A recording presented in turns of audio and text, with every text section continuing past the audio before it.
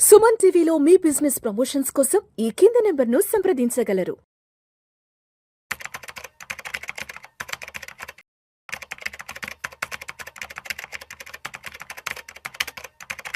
ప్రేక్షకులకి మీ రామచంద్రమూర్తి నమస్కారాలు. ఇవాళ ఈ వీడియోలో ఇరాన్ ఈ మధ్య హార్ముజ్ జలసంధిని దిగ్బంధనం చేసింది. అయితే 2 రోజుల క్రితం ఒక స్టేట్మెంట్ ఇచ్చింది. ఒక 5 దేశాలకి మాత్రం వాళ్ళ నౌకలను యథేచ్ఛగా హార్ముజ్ జలసంధి నుంచి బయటికి వెళ్ళొచ్చు అని పర్మిషన్ ఇచ్చింది. ఆ కంట్రీస్ చూస్తుంటే ఇండియా, చైనా, రష్యా, అలాగే పాకిస్తాన్, అలాగే ఇరాక్. ఎందుకు ఈ 5 కంట్రీస్‌కి వీళ్ళకి ఎందుకు ఇచ్చింది ఇరాన్ అనేది ఇప్పుడు అంతర్జాతీయ సమాజం మొత్తం కూడా విశ్లేషిస్తున్నారు. దానికి రియల్ రీజన్ ఏంటి అని ఈ వీడియోలో మనం తెలుసుకుందాం. అలాగే ఈ నెక్స్ట్ యుద్ధం ఏం జరుగుతుంది? ఎలాంటి పరిణామాలు మారచ్చు? ఆ తర్వాత ఏంటనేది కూడా మనం చూద్దాం. ఇప్పుడు ఫస్ట్ ఈ ఇరాన్ చైనాకి, రష్యాకి ఎందుకు ఇస్తుందనేది చూసుకుంటే, ఇరాన్‌కు చైనా అతిపెద్ద ఆర్థిక వెన్నెముక. ఇరాన్ ఉత్పత్తి చేసే చమురులో దాదాపు 90% చైనానే కొంటుంది.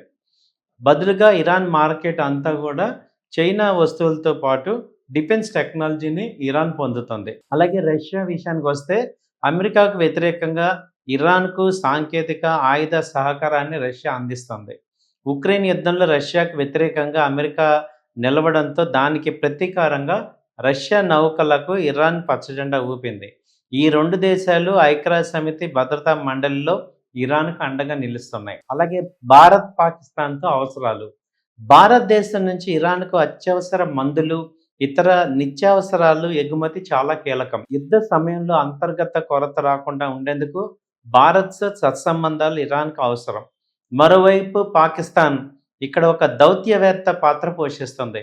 అమెరికా, ఇరాన్ మధ్య తెర వెనుక చర్చలు జరపడానికి పాకిస్తాన్ మధ్యవర్తిగా వ్యవహరిస్తుంది.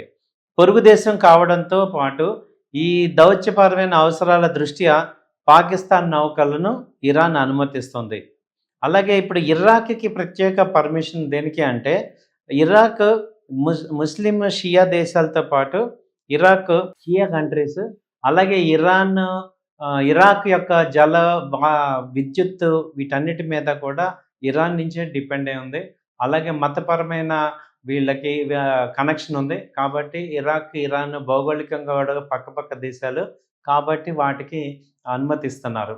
సో కాబట్టి 180 దేశాల్లో చూస్తే ఇప్పుడు హార్ముజ్ జలసంధిలో దాదాపు 30% వరల్డ్ ఆయిల్ సరఫరా అంతా ఇక్కడి నుంచి వెళ్తుంది. కాబట్టి ఇది ఇప్పటికీ ఇరాన్ గ్రిప్‌లోనే ఉంది. ఈ 5 కంట్రీస్‌కి పర్మిషన్ ఇవ్వడం ద్వారా ఇరాన్ తనకి కొంత బెనిఫిట్ తీసుకుంటుంది. అలాగే మిగతా వీళ్ళకి కూడా బెనిఫిట్ తీసుకుంది.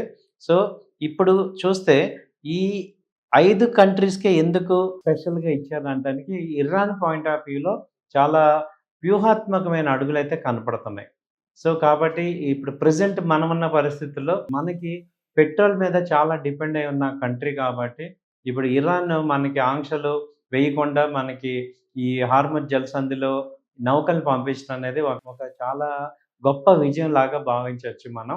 అలాగే మనం నిజంగా ఇరాన్‌కి మిత్రులమేనా అనేది ఆలోచిస్తే, ఇరాన్ యాక్చువల్‌గా ఏంటంటే ఇండియాలో టెర్రరిస్టులకి, పాకిస్తాన్‌కి కూడా ఇరాన్ చాలా సపోర్ట్ చేస్తుంది. ఒక రకంగా ఇండియాలో ఉద్రిక్తతలకి ఇండైరెక్ట్‌గా ఇరాన్ కూడా ఒక రీజన్ అని చెప్తున్నారు.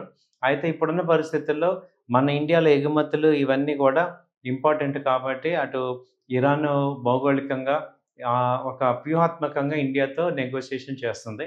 అలాగే ఇండియా పాయింట్ ఆఫ్ వ్యూలో ఏంటంటే, ఇండియా ఎప్పటినుంచో కూడా అలీనా ఉద్యమాన్ని నాన్ వైలెన్స్ మూవ్‌మెంట్ ఫాలో అవుతుంది. అంటే ఎవరితో కూడా శత్రుత్వం ఉండదు. అందరితో కూడా మిత్రత్వమే.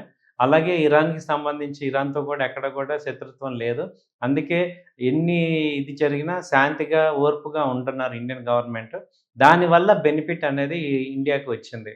బట్ ఇరాన్ తీసుకున్న ఈ డెసిషన్ ఇండియాకి నిజంగా చాలా బ్యూటిఫుల్ అని అనుకోవచ్చు. మనకి చూసాం కదా, 2 రోజుల్లో ఆయిల్ తగ్గితే మన హైదరాబాద్‌లో కానీ అన్ని నగరాల్లో ఎలాంటి పర్యవసానాలు జరిగాయో మనం చూసాం. పెద్ద ఎత్తున కిలోమీటర్ల లెక్కన క్యూలు ఆగిపోయినాయి. అలాంటిది ఇలాంటి పరిస్థితుల్లో ఈ ఆయిల్ గనక ఆగిపోయిందంటే మనం ఇంటర్నల్‌గా ఏంటి 30% ఆయిల్ మనం ఇంపోర్ట్స్ మీద దిగుమతుల మీద డిపెండ్ అయిన కంట్రీ మనది. సో, చాలా ట్రేడ్ గ్యాప్ వచ్చి ఎకానమీ డిస్టర్బ్ అయ్యే పరిస్థితి నుంచి ఇప్పుడు మనకి తట్టుకున్నాం. కాబట్టి ఇదొక రకంగా మనం యుద్ధం వల్ల మనకి ఇబ్బంది లేని పరిస్థితి అనేది అనుకోవచ్చు. సో, ఓవరాల్‌గా ఇప్పుడు యుద్ధం ఎటు తిరుగుతుంది? ఇవాళ దాదాపు 30వ రోజు. సో, ఫిబ్రవరి 28న యుద్ధం స్టార్ట్ అయింది. ఇవాళ మార్చి 27 దాదాపు 30 రోజులైంది. ఏం సాధించారు అమెరికా ప్రెసిడెంట్ గారు గానీ, ఇజ్రాయెల్ గారు, అలాగే ఇరాన్ ఏం సాధించారని చూస్తే, ఎక్కడా కూడా ఇరాను 2 వీక్స్‌లో లొంగిపోతుంది అనుకున్న ఇరాన్ ఇప్పుడు ఎక్కడా కూడా లొంగట్లేదు. అలాగే వాళ్ళ మెయిన్ కమాండర్స్, లీడర్స్ అందరూ చనిపోయినా సెకండ్ లీడర్స్ ఎదుగుతున్నారు. అంటే డైవర్సిఫైడ్ రోలు ఫాలో అవుతున్నారు. అలాగే వాళ్ళ కాస్ట్ ఆఫ్ అమ్యూనిటీస్ కూడా చాలా తక్కువ రేట్ ఉంది. సో, అంటే దీన్ని బట్టి వీళ్ళు లాంగ్ టర్మ్ ఫైటింగ్ కూడా మేము రెడీ అంటున్నారు. అలాగే ఇరాన్ మిసైల్స్ అన్నీ కూడా దుబాయ్ మీద, అలాగే సౌదీ మీద ఇలా అమెరికా ఏవైతే వేరే కంట్రీస్‌లో మిడిల్ ఈస్ట్‌లో ఉన్న అమెరికా స్థావరాలన్నిటి మీద కూడా దాడులు చేయగలుగుతున్నారు.